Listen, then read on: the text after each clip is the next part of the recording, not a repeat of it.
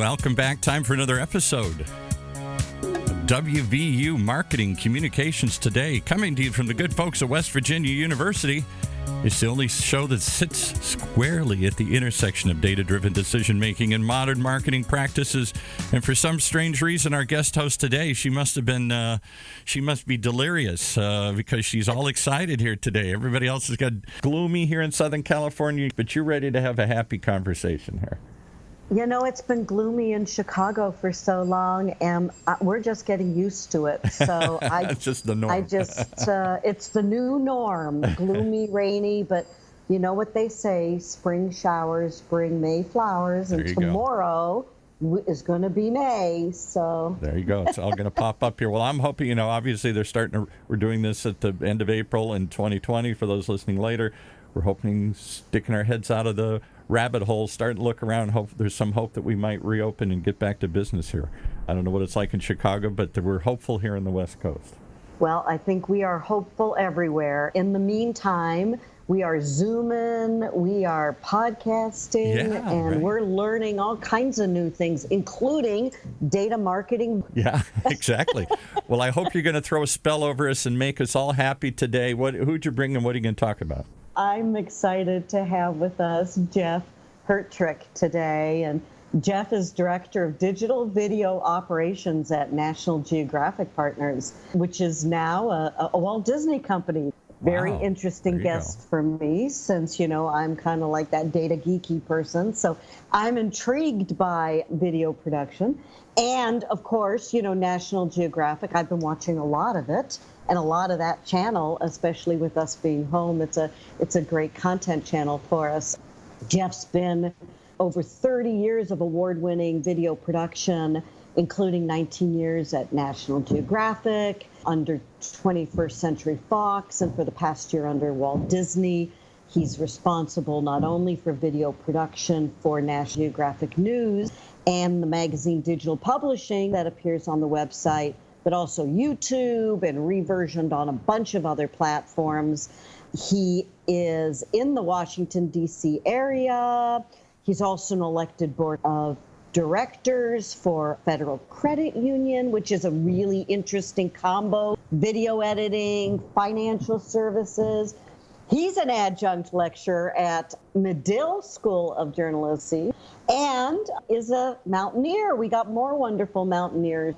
I am looking forward to welcoming in Jeff. Hello. Hi, fellow mountaineer. How are you today, Jeff?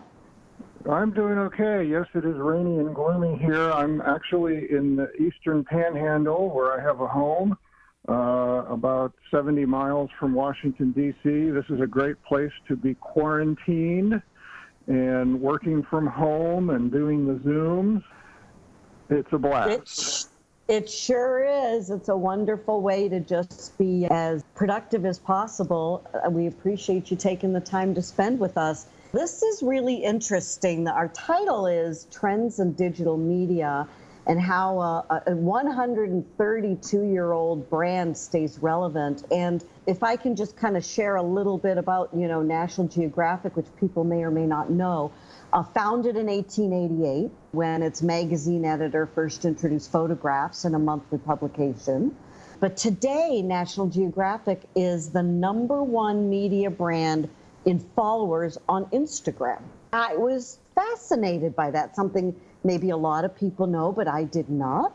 And while magazines are shuttered all over every month, National Geographic's print version remains on newsstands. I see them in the airports and pick them up myself, and is published worldwide in over 40 languages. So you have stayed relevant. Then you went from 21st Century Fox, then you became part of Disney Plus, the family of ESPN and ABC.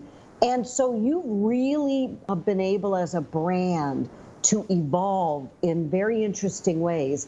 And I salute you and your company for doing that. So let me start by asking you, how do you characterize National Geographic? Is it a media company? Is it a TV station? Let's start by saying, what is National Geographic today? everybody has a different impression of what National Geographic is. If you ask somebody over the age of 50 or 60, they'll say, oh, yeah, my grandmother or my parents always had the magazine, and they kept it on the shelf in the library, the basement, the dining room, the study, whatever, the bedroom, or it's stacked up in the attic in most cases. So there's that impression, and then you have the National Geographic Channel has existed for 20 years. And then you have all these other things out there, there are National Geographic cruise ships, which really fits well now with Disney cruises. They've aligned that together, and they're still organizing that. But I liken the characterization of National Geographic, and I compare it to West Virginia. And you might say, what the hell is he talking about? Well, when people say West Virginia, what does West Virginia characterize? Some people say, oh, it's a southern state. Well, not exactly, because West Virginia was created to stay out of the Confederacy in the Civil War, da-da-da-da-da. Well, okay, but it's south of the Mason-Dixon line. Well, most of it is, but people in Wheeling or Weirton would beg to differ. They're north of the Mason-Dixon. So then some people would say, well, West Virginia's part of the Mid-Atlantic region because it borders Pennsylvania and Maryland and Virginia. Well, that it's on the Ohio River. West Virginia is not really Mid-Atlantic, and it's pretty far from the Atlantic Ocean. And then there's other people who say West Virginia's a Midwestern state. Well, yeah, it has the Ohio River, and if you live in Huntington, you're kind of right across from Ohio, and you're not far from Kentucky, not Midwestern either. So West Virginia has that identity crisis. So National Geographic is a channel. That's part of it. National Geographic is a magazine. That's part of it. National Geographic is a website. National Geographic is international. National Geographic is in the travel business. There's a travel website. It's very active. There's travel business with the expeditions, and you can take a National Geographic cruise to everywhere from the Baltic Sea to the Galapagos Islands and around the world airplane trip with National Geographic expeditions. It's a little bit of everything. And when it was originally started, as you said, in 1888, it was created as the National Geographic Society, a nonprofit institution. Now today, the word society is not used very much in names of institutions, but it still exists. It is a nonprofit entity and works coincide with the profit-making side. Well, for a nonprofit to survive in today's media world, it's extremely difficult because of the competition, the global aspect of it, the constant changing of it, the requirement for the infrastructure and the connections, and you have to sell advertising, and advertising's so much more complicated today than it was even 30 years ago. National Geographic Society 20 years ago teamed up with 21st Century Fox to create the channel, the National Geographic Channel. So the channel was created and was owned and controlled by 21st Century Fox, but then the society had great difficulty competing and maintaining its competition in the media landscape, and decided, well, hey, there might be a way to go. We need to take this partnership more than just the channel. And at the time, in 2015, 5 years ago, 21st Century Fox, primarily spearheaded by James Murdoch, decided, hey, this would be a good investment for that company to buy a majority stake on the profit-making side of National Geographic and bring with it the brand. And so that happened in 2015, and 21st Century Fox owned 73% of National Geographic Partners, while the National Geographic Society maintained 27% interest in National Geographic partners. So any profit... It gets a little complicated with all the different... Yeah. This is what mergers and acquisitions are these days. There's a little bit of everything: science, conservation, travel, wildlife, media. There's lots going on here.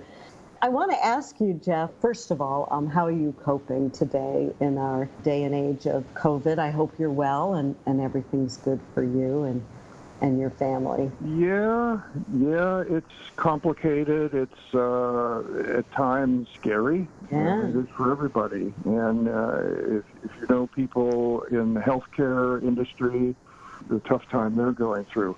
For National Geographic, the offices have been closed since Friday, March 13th. So it seems like more than 2 months, but it's been less than 2 months. It seems a lot longer than that. But everybody's working from home. And, as we all are.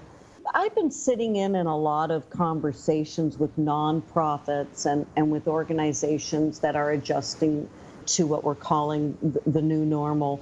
With so many of your people at home, are you seeing a change, either increase, decrease in traffic to your websites and other platforms as a result of, I'm watching more National Geographic.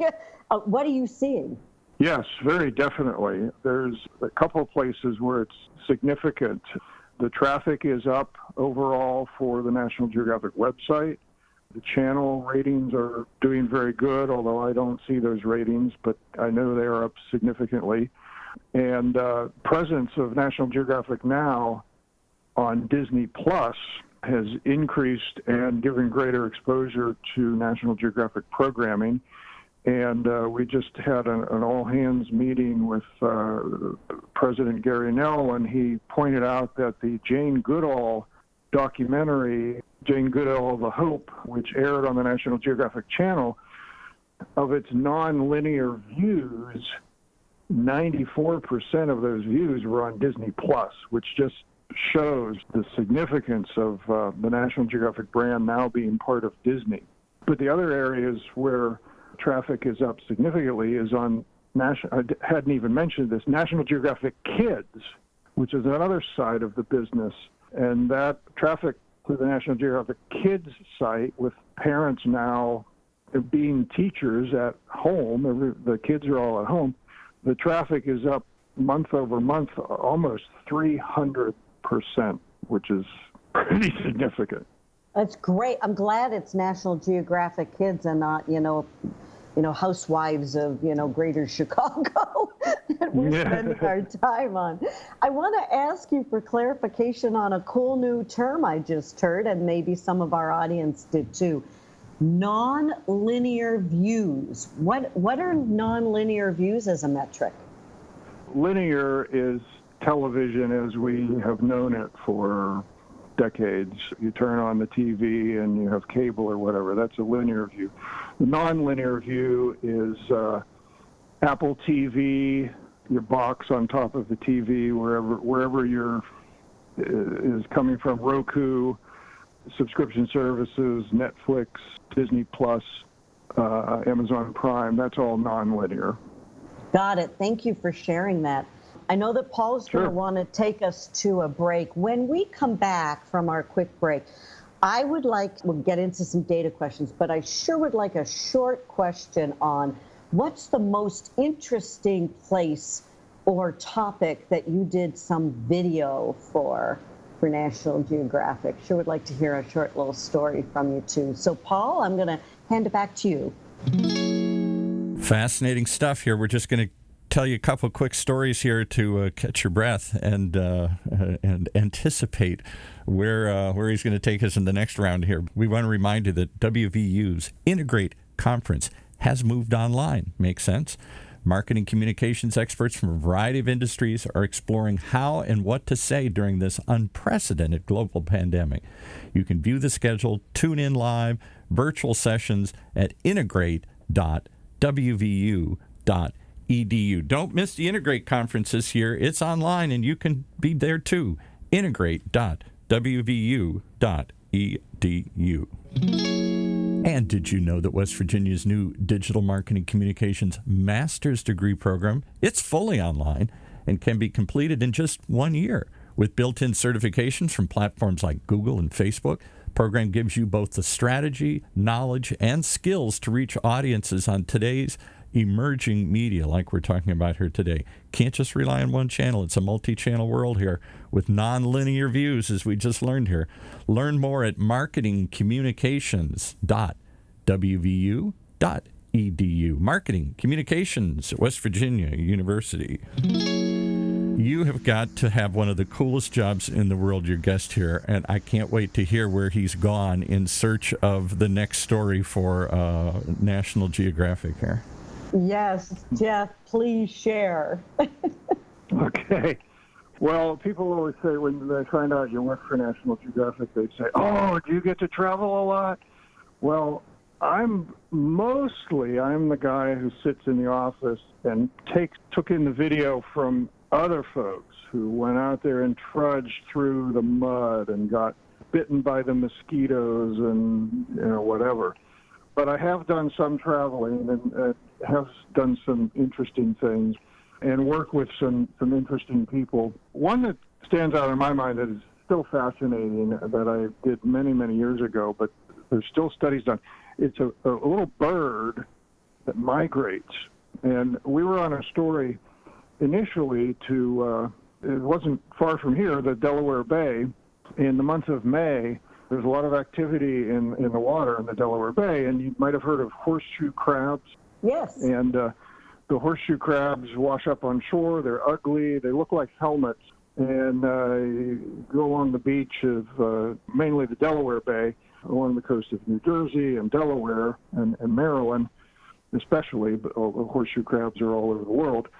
But the horseshoe crabs often end up upside down, and if they're not turned over by the tide, they will die. But these things have been around for millions of years. Anyway, we were doing a story on this, and I'm down there in Delaware, and I stopped to see one of the fellows at the state nature reserve and talking to him about horseshoe crabs, and he said, "Oh, well, are you morning people?" And I said, "What do you mean?" He said, "Well, if you come out here tomorrow at 6 a.m., there's a group of college students from England here, and they're studying the red knot." And I said, "What the hell is a red knot?" And he said, "Well, it's a bird, and the bird eats horseshoe crab eggs." So we did the story, and this was one of the most fascinating things I ever did. This bird migrates almost the entire length of the globe, almost from Antarctic to Arctic. Our winter months, the summer in the southern hemisphere, this bird goes all the way to Tierra del Fuego, which is Argentina, the southern tip of South America. And then in May, it flies up to Brazil and feasts, and then it flies all across the Atlantic Ocean to the Delaware Bay. And it takes like 3 days for this little bird, and it's no bigger than a robin or a cardinal. And this bird flies all that distance and lands on the Delaware Bay, spends about 2 weeks there, and eats horseshoe crab eggs. And then when it's fattened up, it flies all the way to the Arctic to have its babies. Crazy, right? That is crazy. Wow. You see how far somebody will go for a good meal? I'd go that far for Chinese food right about now, because but wow, just for some horseshoe crab, imagine. So thank you. Thanks for sharing that, Jeff. Can I ask one quick question? I just have to jump in here. How does National Geographic afford to track that? That's not a simple news story. You strap on a 2-man video crew and go out and capture something. I mean, you gotta travel. The secret to wildlife and conservation reporting is you rely on other people's research. Then you do the connections with the folks who have been studying these. And when we were there in the Delaware Bay, we also ran into some other folks. I ran into a fellow from Canada who was doing the research, and he introduced me to a woman from Argentina who had been tracking these red knots from Argentina, and they put little tags on the birds. And this is what was really fascinating is they get in a hive as if you're hunting. It's camouflaged, and so the birds don't see you. and they keep an eye on it, and then they shoot a gun that doesn't kill anything. It's a gun that sends a net over the flock of the birds on the beach, and then they trap the birds only for a very short time because they don't want to hurt them. They run in really fast, and they have like 20 volunteers, and in this case it was students from England, and they run and they put little tags on the legs of these birds, and it's very tiny tags, but they're color-coded so that when they do the same thing in Brazil and the same thing in Argentina, every country gets a different color code. And so the researchers at one location can tell, oh, this bird was tagged 3 days ago in Brazil, and here it is. It's here already. And that happened while I was there. While we were filming, one young woman started screaming. She said, oh my God, there's a tag here from Brazil. And it had been just placed on there 3 days earlier, and that's how they determine how long these little birds travel. Anyway. So there's some data for you. How fascinating is that? It's really interesting, and see how you can accomplish things in collaboration with all of your peers. We have time for one more question, and it would behoove me I just have to ask a data question, in addition to how you tag them and keep track of the wildlife all over the world. How has National Geographic been using data and metrics to drive their science, conservation, wildlife, all of the news coverage? Do you have some insights into some of the metrics and data that they use, even in video? Sure. It certainly is tracked on a regular basis. There's a whole department at National Geographic, just on the digital side alone, that tracks all of the data, and they figure out, for instance, we have 133 million followers on Instagram and 46 million followers on Facebook, and they track each of those and find out how much time people are spending on the site and how much time people are spending on a particular story. For instance, the number one story in the month of March, coronavirus accounted for more than a quarter of all traffic to the website in the month of March, not surprisingly. But the news division at National Geographic, headed by Susan Goldberg, the editor-in-chief of the magazine, has concentrated a lot on coronavirus coverage to give a National Geographic spin on the topic. And the number one story was fake animal news abounds on social media as coronavirus upends life. And you might have seen some of these viral photos of dolphins in Venice, and there was another viral video of I believe it was orangutan washing its hands, and somebody tweeted it out and said, look, the orangutan is mimicking its zookeepers for washing their hands for the coronavirus. And that went viral, and millions of people viewed it. Well, it turns out video was filmed in November when nobody had heard of COVID-19. So National Geographic did a story saying, this was fake. Even though the video is real, the headline was fake. Everything else was true, but the headline was fake, which just goes to show how news can be easily manipulated, and you have to watch out for that fake stuff. But anyway, back to your question about the data. It is tracked constantly, and obviously you're not going to write stories that very few people are going to read, so there's always the conscious realization that, you have to make sure that people are going to find the article, and the data is used to also and make the right words in the headline, because that's what shows up in the search results. About a third or more of traffic to National Geographic websites comes from search.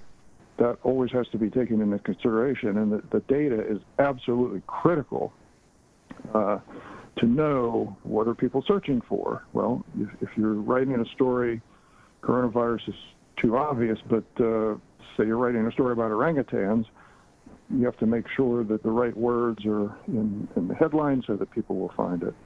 But yeah, interesting. Absolutely essential. I do want to thank you, Jeff, for spending your time with us, especially as we continue to shelter at home, we have lots of options here to be outside with National Geographic and to be outside through all these different media channels to share this fantastic content that you provide both in print and TV and your website. And I would just like to ask you one last question before we go.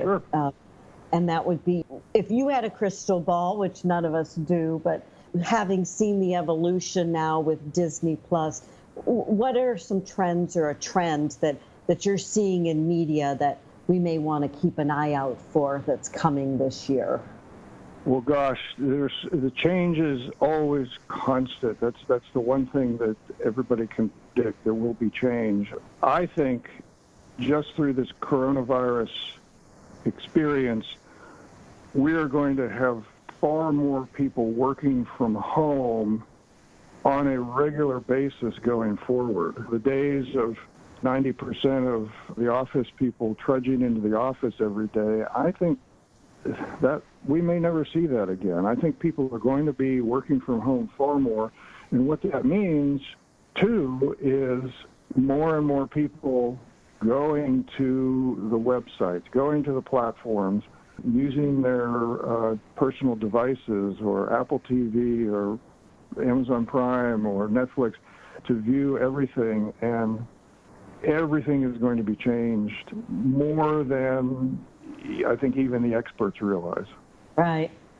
Well, everything will change, but we will be here again with you, Paul, for the next edition of WVU's podcast. Thank you, Jeff, for your time. Everybody be safe and healthy.